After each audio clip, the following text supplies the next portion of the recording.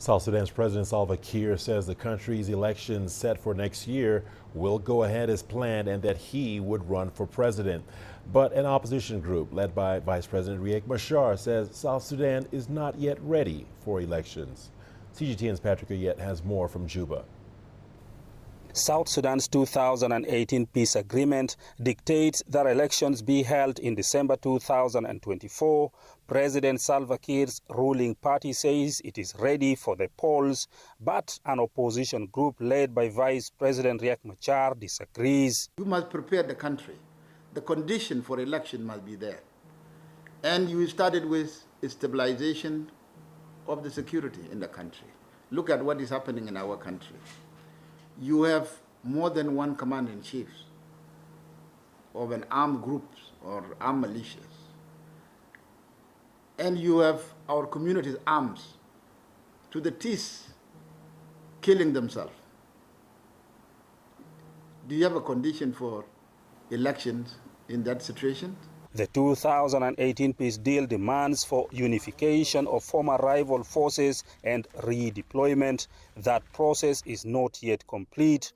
President Kiir's party insists it is working on resolving security challenges in the country. We are in the process of making the deployment.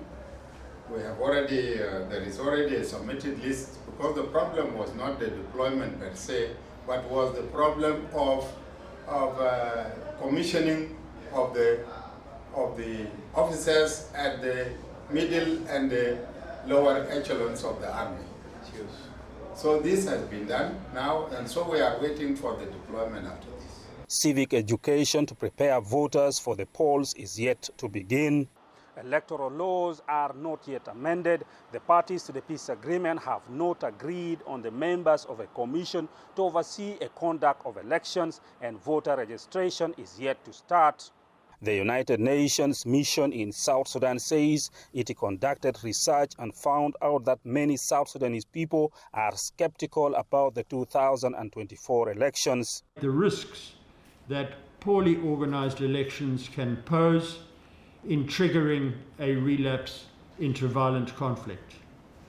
We intend, in response, to organize political forums at the state level to generate a shared responsibility to advance the peace process. President Kiir and his Vice President Riek Machar are set to continue meeting to try and resolve disagreements between their two parties on issues concerning implementation of the peace deal, including elections. Patrick Ayet, CGTN, Juba, South Sudan.